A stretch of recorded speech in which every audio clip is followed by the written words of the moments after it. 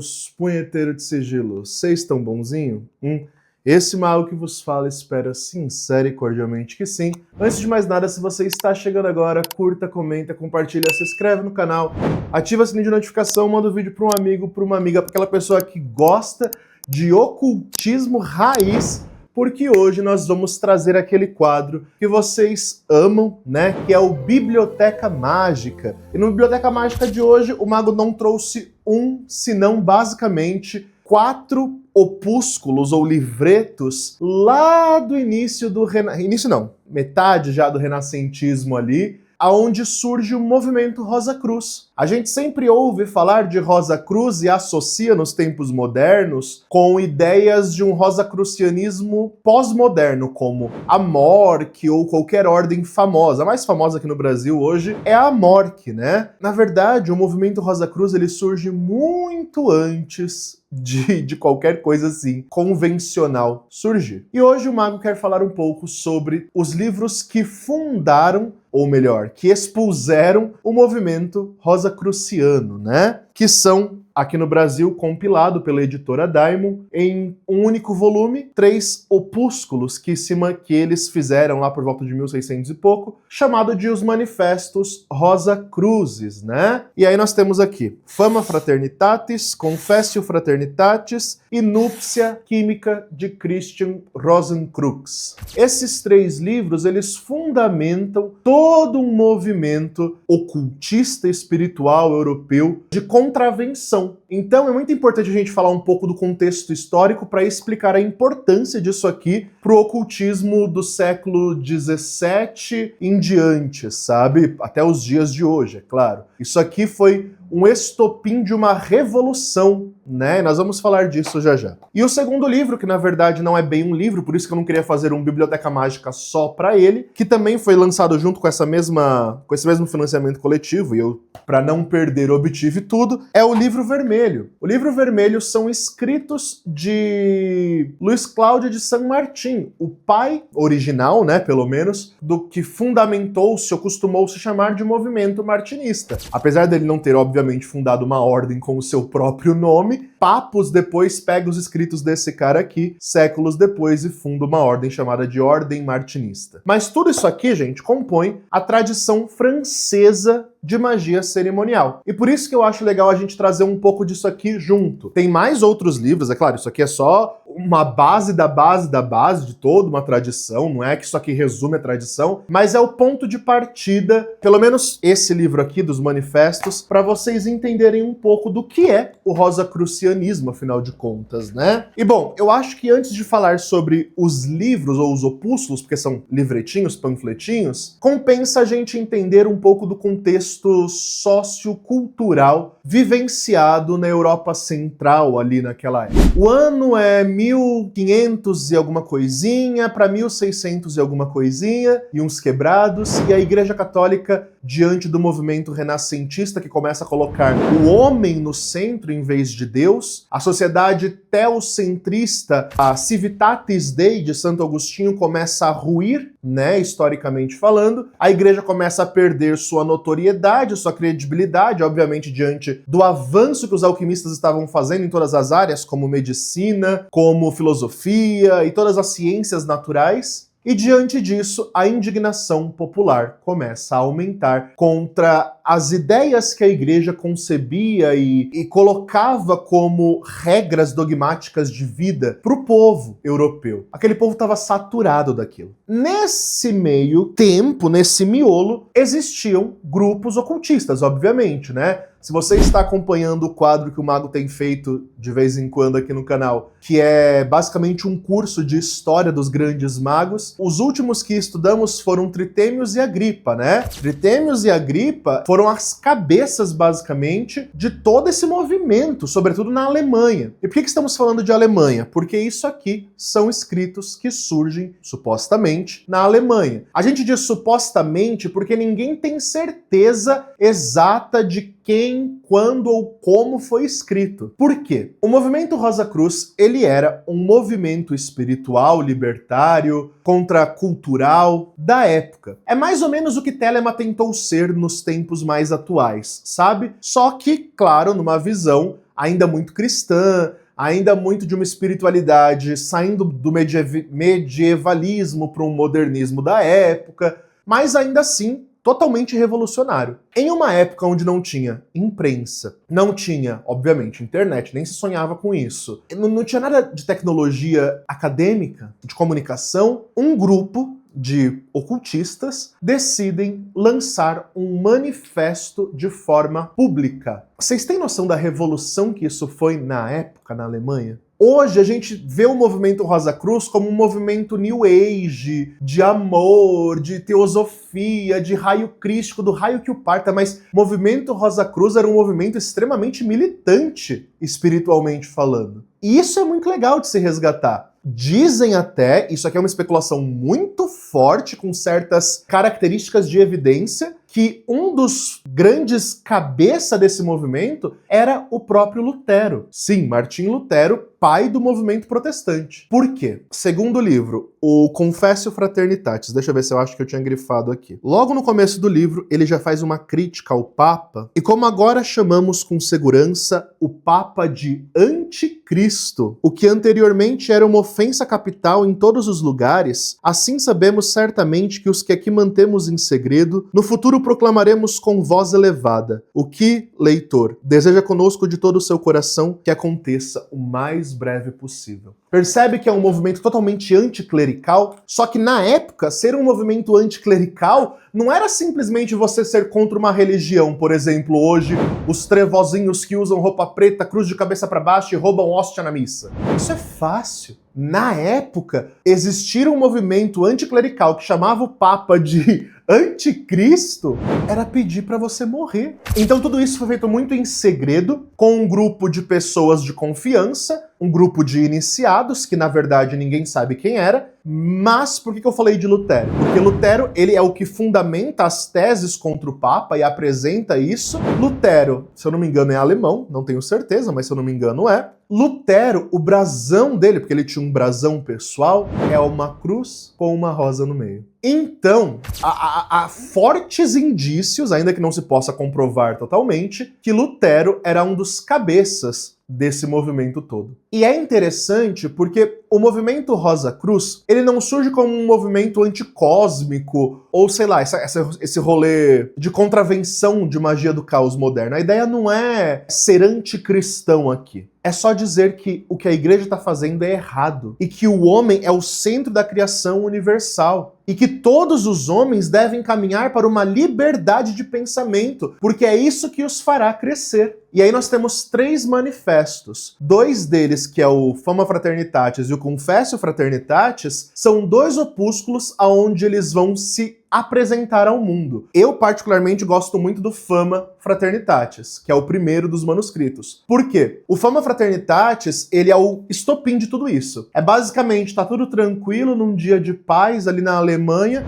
e de repente alguém pega esse livro e sai distribuindo várias cópias feitas à mão, tá? Desse opúsculo em igrejas, centros públicos, biblioteca, praças onde a galera se reunia e todo mundo começa a ler a fofocaiada Rosa Cruz. E o termo de comparação muito esdrúxula, mas é o que me vem na cabeça agora, é muito semelhante à ideia de Bridgerton. Já viu a série da Netflix, Bridgerton? Que tem a mulher que escreve, eu esqueci o nome dela agora, ela escreve cartas como uma pessoa anônima, fazendo fofoca e trazendo todos os escândalos dos burgueses da realeza britânica ali. É mais ou menos isso, só que sem ser de fofoca, claro, né? É basicamente dizer, nós existimos como um grupo que nos denominamos Irmãos da Rosa Cruz, porque queremos chegar ao centro da raiz da verdadeira espiritualidade, que está longe disso, daquilo outro, e aí começa a acabar com todos esses movimentos clericais. A ideia, o plano de fundo do movimento Rosa Cruz é trazer toda a tradição hermetista para aquela época de forma libertária, né? Daí vai surgir diversos movimentos. O que a gente sabe é que não existia uma ordem Rosa Cruz devidamente estabelecida, tá? Então, esse texto, Fama Fraternitatis, pode ter sido o estopim de um movimento para diversas denominações de grupos surgirem. Quase como um ato de coragem, reúnam-se em grupos secretos, sejam vocês os Illuminatis, que eles tanto temem. E a partir daí, sim, nos séculos subsequentes, começam a surgir verdadeiras ordens inteiras chamadas de Rosa Cruz. Mas no momento do Fama Fraternitatis, não havia registros, não há, na verdade, registros de uma ordem estabelecida, documentada, nada disso. Era tudo realmente muito, muito, muito secreto, ao ponto da gente não saber quem eram, o que praticavam, né? A gente sabe que praticavam hermetismo pelo terceiro livro, e por isso que ele é muito importante, que é As Bodas Alquímicas de Christian Rosenkreuz. Quem é Christian Rosenkreuz, afinal das contas, que fala nos 3 opúsculos aqui? Supostamente o fundador do movimento, mas é o fundador mitológico. Não existiu, supostamente, um Christian Rosenkreuz na vida real, tá? Ou Rosenkreuz, né? Depende de como você vai pronunciar isso. O que a gente sabe é que é mito, né?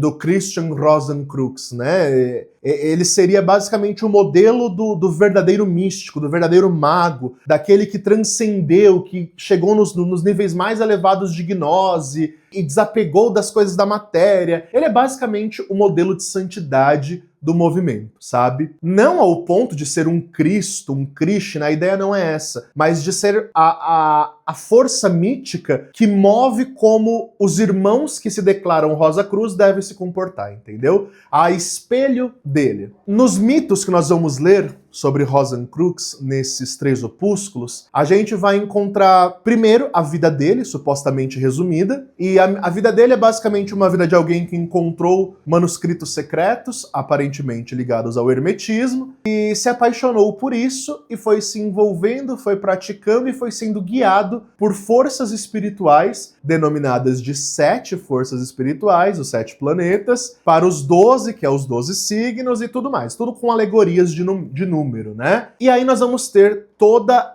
uma jornada de Christian Rosenkreuz aqui. Tudo que ele aprendeu ele leva para alguns conhecidos dele de confiança. Esses conhecidos formam uma aliança pactual, onde eles supostamente se encontrariam de tempos em tempos na cripta dos adeptos, né? Que seria o local de prática secreto deles, escondido dos olhos do mundo, para revelar as gnoses e as experiências que eles estavam obtendo. Por que isso é tão importante? Porque é aqui que de fato nós podemos dizer que começam a surgir ordens esotéricas baseadas em um modelo específico de prática ocultista. Antes disso aqui, nós tínhamos sim movimentos. A maçonaria já existia, supostamente colégios filosóficos ocultistas já existiam. Nós temos aí na Itália Pico della Mirandola e todo o colégio que ele criou ali de ocultistas. Nós temos Agripa e Tritêmios, mas eram coisas isoladas. Não eram ordens iniciáticas com um currículo específico, não. A partir disso aqui, tudo muda, baseado no mito de Christian Rosenkreuz. É por isso que esses 3 livros, por mais que pareçam, sei lá, qualquer coisa, quando você lê assim, de primeiro passo, de primeira mão, eles são basicamente a base do mito de uma ordem iniciática, ou de um grupo seleto que se reúne. Hoje, muita gente leria isso aqui com um olhar de seita, tá? Não vou mentir. Porque tem muitas regras, tem muitas coisas do que pode ou não fazer,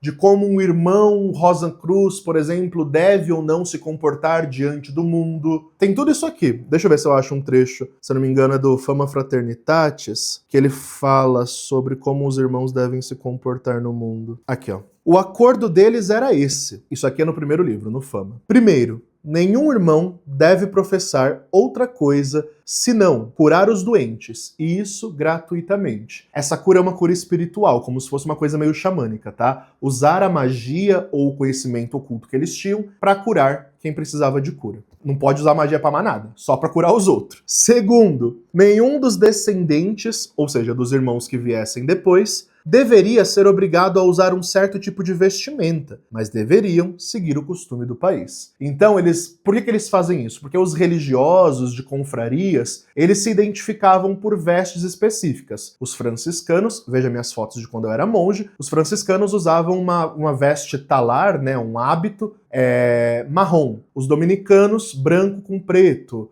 Os beneditinos, todo preto. E aí aqui ele fala, vocês devem se vestir como cidadãos normal, entre os normais. Terceiro, que cada ano, no dia C, que é o dia de Christian Rosenkreuz, que era o dia onde eles deveriam se reunir, eles deveriam se reunir na casa Sancti Spiritus, a casa do Espírito Santo, ou escrever a causa de sua ausência, ou seja, todo ano tinha uma reunião obrigatória que todo membro Rosa Cruz deveria participar. Quarto, cada irmão deve procurar uma pessoa digna que após o seu falecimento possa sucedê-lo. Todo Rosa Cruz deve ter um iniciado quando está avançado no caminho. Quinto, a palavra R.C, Rosa Cruz, deveria ser o seu selo, marca e caráter. Olha que forte. Sexto, a fraternidade deveria permanecer secreta por 100 anos. Isso aqui é interessante porque a gente percebe que existe uma regra de conduta que todos os iniciados que se declaram em Rosa Cruz devem seguir.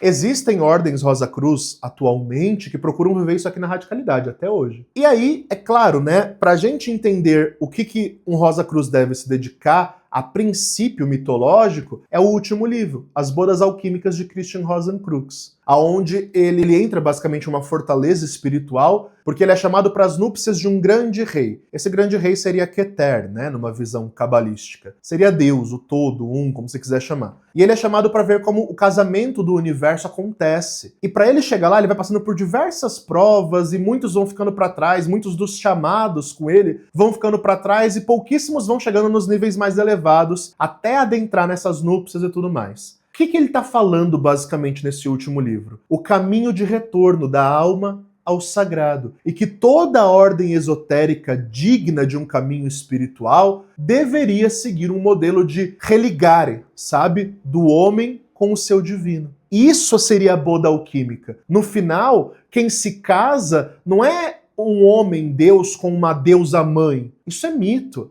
Quem se casa é a alma de Christian Rosenkreuz que volta à sua essência divina com o todo. Olha que bonito, essas são as núpcias alquímicas, esse é o casamento sagrado, o reencontro da alma que anseia pelo seu amante. É bonito, não é? Eu acho muito bonito o mito das bodas alquímicas ou as núpcias alquímicas de Christian Rosenkreuz. E esses são os 3 livros que vão fundamentar o ocultismo basicamente inteiro, tá? A partir do século XVI, XVII, XVIII e até os dias de hoje. Por mais que no final do século XVIII até no século XX ali, a tradição inglesa tomou uma perspectiva muito maior do que a tradição francesa no popular ocultista, com a Golden Dawn e Crowley e todo o movimento telemita, ainda assim, sem isso aqui, tudo disso que a tradição inglesa fez não poderia existir. É por isso que a gente, quando pega livros tão sagrados, e sagrados não porque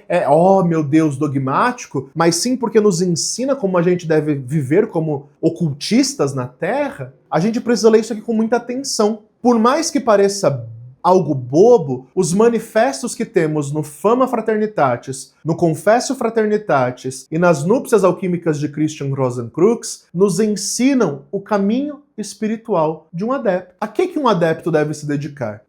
Tá aqui. Isso é muito legal, mas eu confesso, muito abstrato. Um leigo que lê isso aqui e não tiver certas chaves simbólicas de interpretação, por exemplo, quando ele lê As Núpcias de Christian Rosenkreuz, As Núpcias Alquímicas, ele vai ler aquilo ali e não vai entender quase nada do que tá ali. Por isso que eu não acho que é um livro para iniciante. Ai, Mago, eu tô chegando agora e quero só ler para ver como é. Eu posso? É claro que você pode. Eu só não sei se vai te agregar tanto. Isso aqui é um livro para quem tá buscando evolução espiritual. Ou talvez entrar em alguma ordem iniciática, né? Porque isso aqui você pode medir o parâmetro daquilo que você está buscando. Se você entra para uma ordem iniciática e eles não vivem pelo menos metade do que é proposto aqui, você deveria desconfiar, ter um pé atrás. Ai, Mago, mas isso é um caminho de mão direita. Nem se pensava nisso de mão direita e mão esquerda nessa época aqui, meu anjo. Isso aqui era um caminho de iluminação. dentro de uma proposta ocultista, tá? Porque no livro você vai ter todas as bases de astrologia, de poder de espíritos intervindo, então dentro de tudo aquilo que a gente faz, mas ainda assim elevado para uma vibração e uma prática que te eleve e que faça você ser alguém que faça diferença no mundo. Esses dias atrás, na caixinha de perguntas de quarta-feira lá no Instagram, inclusive se você não segue o Instagram do Mago, segue lá, porque toda quarta-feira a gente tem caixinha de pergunta, uma pessoa me fez uma pergunta muito interessante e relevante. Ele me perguntou, qual é o papel do mago na sociedade, afinal de contas? Para que serve um mago hoje em dia, se não fazer magia para quem acredita? E é uma pergunta provocativa, mas profundamente autêntica. Para que serve um mago? E a resposta tá aqui. A gente serve para curar o mundo. A gente não recebe chaves ocultas de mistério para ser rico, gente. A gente não recebe chaves ocultas de mistério, contato gnóstico, elevação espiritual e qualquer coisa que você queira chamar, só para ter uma vida mansa na Terra. A ideia não é essa. O propósito da iluminação espiritual é fazer com que você consiga iluminar o mundo, despertar um mundo que dorme. E é isso que esses iniciados tentam fazer com esses opúsculos lá no início do século XVII. Por isso que eu acho que esse livro é extremamente relevante. Não vou mentir, não gostei da edição. Nossa, Mago, por quê? Simples demais. Isso aqui é puro senso de estética, tá? A tradução tá boa, todo o contexto do livro dá pra você ler tranquilo e entender tudo, sem problema nenhum. Mas, na minha visão, eu acho que faltou introdução maior aos livros, para quem não é do movimento, porque eu entendo que isso aqui foi feito de martinista para martinista, não foi feito para leigos lerem, sim para iniciados, eu entendo isso. Ainda assim, se você vai publicar e vender um livro, ele precisa de uma introdução melhor. Daimon, fique atenta com isso. Aqui, nesses 3 manuscritos, ele já vai direto. É os 3 manuscritos sem uma introdução histórica, sociocultural, filosófica, hermetista, para ajudar com chave simbólica. Não, é apenas os 3 manuscritos aqui, do jeito que é, e você que leia e se vire. Sinto falta disso, não vou mentir. Acho que uma próxima edição podia ter. O livro é capa mole. O meu mesmo já tá todo fudidinho, tadinho. Então, capa mole com a gente, vocês sabem que perde estrela, né? De 5 pentagramas, eu deixo essa edição com 3. 3 porque você consegue entender o contexto, tudo certinho, mas pra mim podia ser mais caprichado, tá bom? Agora eu vou falar rapidamente, antes de terminar, desse livro que não é um livro pra você ler por inteiro. É um livro de gotas de sabedoria. Quem já veio do meio cristão, não sei se vocês já viram para vender em loja e livraria católica, livraria evangélica, umas bibliazinha que você abre, é um zíperzinho, uma bagzinha pequenininha, você abre e dentro tem umas tirinhas de folha com frases bíblicas para você tirar uma por dia e meditar. Esse manuscrito aqui, meu anjo, é a mesma coisa pro ocultista. É um livro que não é um livro, na verdade ele é fragmentos de escritos de caderno e de ideias e de devaneios filosóficos de Luiz Cláudio de San Martín. Mago, quem foi Luiz Cláudio de San Martín? Supostamente, ele e Martinez de Pasquale são os grandes Rosacruzes, né? Eles pegam isso aqui e transformam basicamente em uma ordem com práticas e tudo mais, né? É basicamente isso que eles fazem. Então, esses caras aqui são basicamente os Rosacruzes fundadores de ordens mesmo, a princípio, tá? E esse Luiz Cláudio de San Martín, ele é basicamente um santo, né? Supostamente pelas lendas, um cara muito iluminado que praticava teurgia, né? Praticava magia espiritual, contato e aliança com seres angélicos e tudo que a gente pratica até hoje em dia. E ele escrevia muito nos diários dele, nos caderninhos de anotação dele, e esse livro são trechos de frases isoladas dele, chamado de O Livro Vermelho. É muito legal para você ter e meditar todo dia. Eu gosto de pegar isso aqui, abrir uma frase, vou pegar aleatório, quer ver?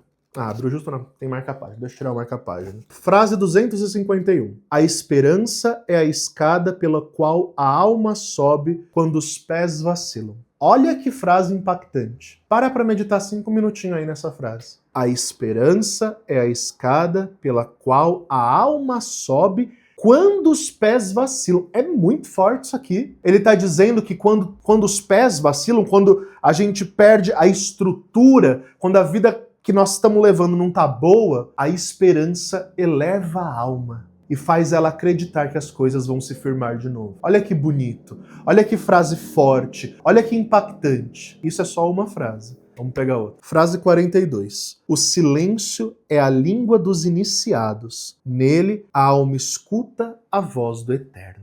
Nossa, isso aqui, sabe? Não preciso falar nada, né? Você entendeu.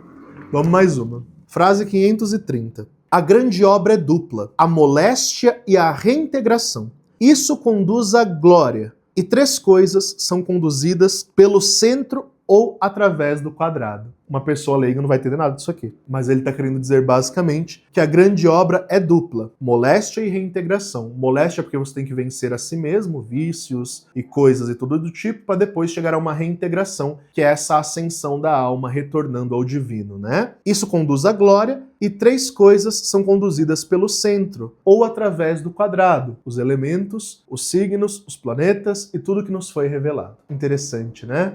Potente, né? Enfim, é um livro de frases, ó. Todas as páginas são frases numeradas de Luiz Cláudio de San Martín. A verdadeira luz não se encontra fora de ti, mas no centro silencioso do teu ser. É um livro, gente, que eu peguei pra falar rapidamente porque ele tem tudo a ver, né, com, como eu falei, esse cara aqui, ele e Pasquale, eles basicamente pegam esses 3 opúsculos e fundam uma coisa mais concreta, a nível de prática, de estrutura, de ordem e tudo mais. E Luiz Cláudio de San Martín, com esse opúsculo, é uma marretada hermética todo santo dia na nossa cabecinha. Então vale muito a pena ler. Eu confesso que fica aí mais uma ideia para a editora Diamond. Em vez de fazer um livro disso aqui, deviam fazer uma tirinha como se fosse bíblica, só que com, enfim, minhas ideias artísticas, né? Pegar um livrinho, né? Uma caixinha como se fosse um livrinho, com a rosa cruz, e abrir e aí ter várias tirinhas pra você tirar uma por dia. Acho que ia ser fantástico e muito mais útil do que ter um livro para você ter que abrir, ver frases e tal. Mas ainda assim, se você meditar uma frase por dia em sequência, eu te garanto que você vai ter muito autoconhecimento e motivos de reflexão para iluminação diante disso aqui. E esse sim, qualquer iniciante na prática espiritual que esteja buscando evoluir para além dessa magia exotérica de capeta, anjo, isso aqui é fundamental para te ajudar nas suas meditações diárias. Eu acho bem bacana e de um auxílio bem prestativo.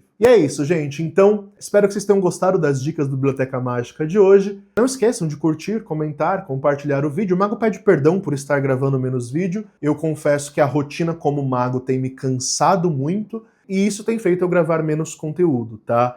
A egrégora tem sido muito pesada de sustentar espiritualmente, os filhos espirituais crescem, com isso crescem os problemas da nossa comunidade interna, e eu, como administrador de tudo isso, que parece pouca coisa quando vocês veem, mas é muita coisa para uma pessoa só administrar, acabo me cansando e me sobrecarregando. Então, o Mago pede perdão, mas infelizmente eu tô gravando num ritmo que eu consigo. Foi-se o tempo de eu conseguir gravar 3 vídeos por semana, tá bom, gente? O Mago pede desculpa por isso, mas eu preciso adaptar meu ritmo, que senão eu não consigo exercer a minha grande obra, que não é ser streamer ou influencer, é ser mago nos dias de hoje, tá bom? E é isso, meu povo. Bom, recadinhos do Mago, vamos lá, né? Falando em egrégora, teremos nesse mês de junho, que começa agora, inclusive se você não deu parabéns pra essa maga que vos fala, faço aniversário dia 8, no dia que esse vídeo vai pro ar. Se você não me deu parabéns, vai me dar parabéns, porque eu mereço, né, querida?